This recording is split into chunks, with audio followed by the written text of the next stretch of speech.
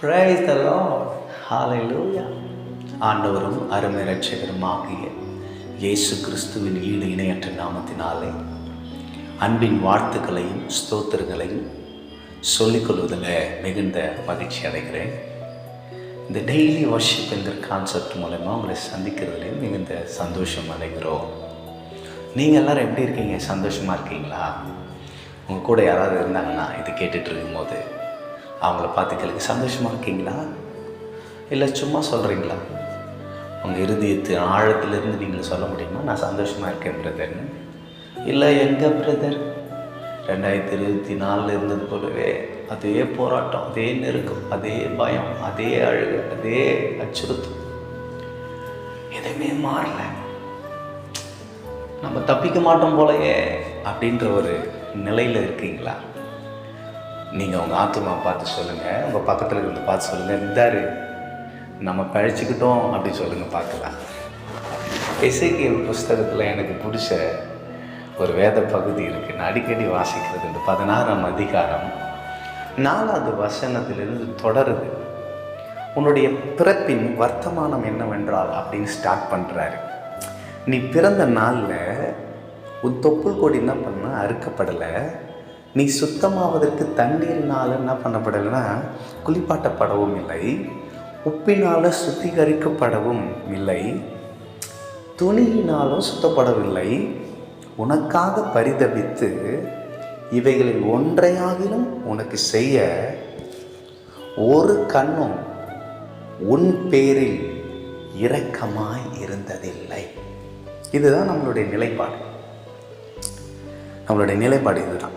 நீ பிறந்த நாளில் நீ அருவருக்கப்பட்டதினால் வெளியில் எரிந்து விடப்பட்டாய். தூக்கி எறியப்பட்டுட்டோம் எல்லாரும், எல்லா சூழ்நிலையும், எல்லா காரியத்திலும் வேஸ்ட், யூஸ்லெஸ் அப்படின்னு தொடர்ந்து வசனம். நான் உன் அருகே கடந்து போகும்போது மிதிக்கப்படுவதற்கு ஏதுவாய் நீ உன் இரத்தத்தில் கிடக்கிறதை கண்டு உன் இரத்தத்தில் கிடக்கிற உன்னை பார்த்து, நல்லா கவனிக்கணும், உன் இரத்தத்தில் கிடக்கிற உன்னை பார்த்து பிழைத்திரு என்றே, உன் இரத்தத்தில் கிடக்கிற உன்னை பார்த்து பிழைத்திரு என்று சொன்னேன். அவ்வளோதான். அதுக்கு கீழே இருக்கிற வசனங்கள்லாம் நீங்கள் படிச்சிங்கன்னா, உன்னை வாயிலும் பயிரை போல் அநேகமாயிரமாய் பெருக பண்ணால், நீ சௌந்தரியவனானாய் வளர்ந்து பெரியவனாகி, இப்படிலாம் கொண்டு வந்து 8வது வசனம் கடைசியில் வாசிக்கும் போது, இவ்விதமாய் நீ என்னுடையவளானாய். யார் சொல்கிறா? ஆண்டவர் நம்மளை பார்த்து சொல்கிறார், இவ்விதமாய் நீ என்னுடையவளா ஆனாய். ஹல்லேலூயா. எனக்கு பிரியமானவர்களே, இந்த சத்தத்தை கேட்டுக்கிட்டு பார்த்துட்டு இருக்கிற ஒவ்வொருவரையும் பார்த்து நான் சொல்ல முடியும், நீ பழிச்சுக்கிட்ட. ஆத்மா பார்த்து சொல்லுவாங்க, ஹாஹா நல்ல வேலைப்பா, நம்ம தப்பிச்சிட்டோம், பழிச்சுக்கிட்டோம். பக்கத்தில் கைப்பிடிச்சு சொல்லுங்க பார்க்கலாம், பழிச்சிட்டீங்க, நீங்கள் தேவனுடையவங்கள மாறிட்டீங்க. நீ எந்த சூழ்நிலையில் இந்த நாளில் இதை கேட்டுக்கொண்டிருக்கிற இந்த வேலையில் நீ எந்த சூழ்நிலை வேணாலும் மாட்டிக்கிட்டு இருக்கலாம்.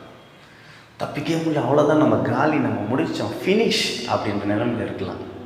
நான் சொல்ல முடியும், நெவர், இல்லை, நீ தப்பிச்சிட்ட. காரணம் என்ன தெரியுமா?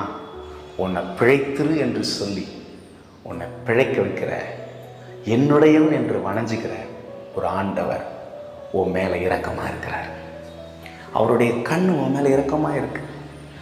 எந்த கண்களாவது நம்ம மேலே இரக்கமாக இருக்கான்னு சொல்லி நம்ம உறவுகள், நண்பர்கள், வேலை ஸ்தலங்களில் இப்படிப்பட்ட கண்களை தேடி இருப்போம். ஆனால் நீ அறியாத ஒரு கண் உன் மேலே இரக்கமாக இருக்கு. அதுதான் உன்னை தப்பிக்க வச்சது, பிழைக்க வச்சது. ஒரு ஆமேன் சொல்ல முடியுமா?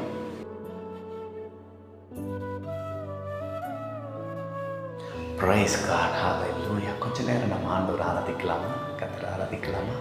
நம்மளை பிழைத்திருன்னு நம்மளை தூக்கி விடுகிற ஆண்டவர். உலகத்தில் இருக்கிற எல்லா மனுஷனுடைய கண்களும் நமக்கு இரக்கமற்ற ஒரு கண்களாக இருந்தாலும், ஆண்டவர் நம்ம பார்க்கும்போது மாத்திரம் நம்மளை இரக்கமுள்ள கண்களோடு நம்மளை பார்த்து, பிழைத்திரு மகளே, பிழைச்சிக்கிட்ட மகனே, நீ என்னுடையவன் அப்படின்னு சொல்லி நம்மளை அலங்கரிக்கிறார். நம்மளை தைரியப்படுத்துகிறார். கர்த்தரை நம்ம ஆண்டவரை நம்ம ஆராதிக்க எத்தனை பேர் நீங்கள் ஆயத்தமாக இருக்கீங்க? ஆராதனை என்பதை என்ன நினைக்கிறீங்க? ஐயோ என்னால் தாங்கிக் கொள்ள முடியல, என்னால் இதை சகிக்க முடியல, வாழ்கிறத விட சாகுதே இல்லை, நான் வாழ்கிறதுக்கே தகுதியற்றேன், என்ன நான் பிறந்தனே தெரில அப்படின்னு நினச்சி வாழ்க்கை கசப்பாக்கி நம்மளுடைய ஜீவனை மாய்த்துக்குள்ள ஒரு தீர்மானம் எடுக்கிறோம் பார்த்தீங்களா? அந்த தீர்மானத்தை மாற்றி வைக்கிறது, அந்த தீர்மானத்தை கடவுள் மேலே வைக்கிறது தான் ஆராதனை. இனிமேல் என் வாழ்க்கையில் உங்களுடைய அனுமதி இல்லாமல் ஒன்றுமே நடக்க வேணாண்டவரே, எது நடந்தாலும் நீங்கள் தான் என் வாழ்க்கையில் அப்படின்னு உள்ளத்தின் ஆழத்திலிருந்து ஒரு தீர்மானம் எடுக்கிறீங்க பார்த்தீங்களா? ஜீவ பலியாக ஒப்பு கொடுப்பது, அதுதான் ஆராதனைன்னு நான் நினச்சிட்டு இருக்கேன். எத்தனை பேர் அந்த ஆராதனை நீங்கள் செலுத்த விரும்புறீங்க? ஆண்டவரே, அருமையான பிரதர், தம்பி, பாஸ்டர், எப்படி ஒன்றும் சொல்லுங்கள், அவர் சொல்கிறது போல் என் வாழ்க்கை அப்படியே ஒரு நெருடலான ஒரு வாழ்க்கையாக தான் இருக்குது. ஆனால் என் வாழ்க்கையில் எது நடந்தாலும் உங்களுடைய அனுமதி இல்லாமல் இனிமேல் நடக்கணும், எல்லாமே நீங்கள் உங்களுடைய விருப்பத்தின்படி தான் நடக்கணும். அதுக்கு என்னை ஒப்பு கொடுக்குறேன் எத்தனை பேர் சொல்ல முடியும்? ஹல்லேலூயா. கரங்களை உயர்த்தி பிரைஸ் ஹல்லேலூயா. நன்றி நன்றி நன்றி நன்றி. நீ நல்லவா சொல்லுங்க. இயேசுவே நீ நல்லவர். கரங்களை உயர்த்த முடிஞ்சா உயர்த்தி. ஆராதனை ஆராதனை ஆராதனை ஆராதனை சொல்லுங்க.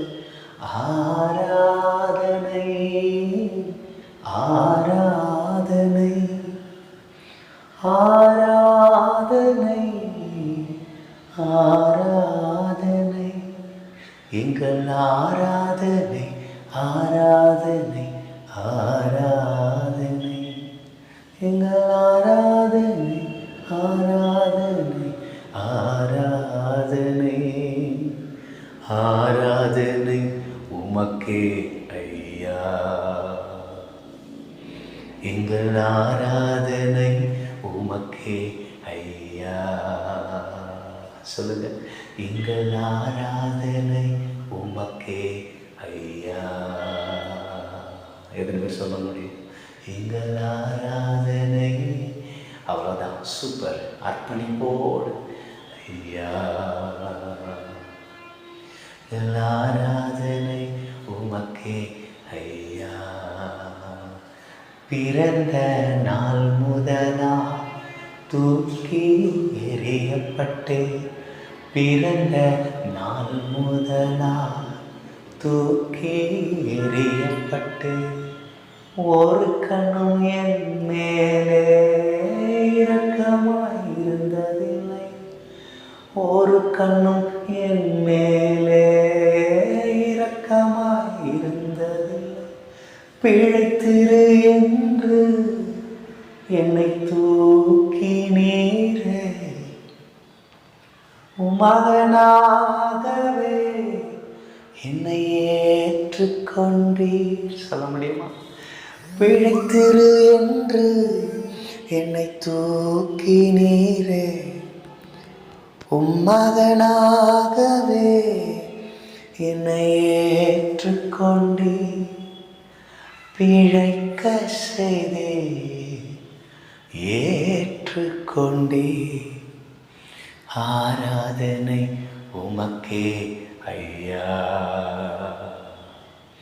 எங்கள் ஆராதனை. சத்தத்தை உயர்த்தி சொல்லுவோம். எங்கள் ஆராதனை. ஆமென் ஆமென். எங்கள் ஆராதனை உமக்கே ஐயா.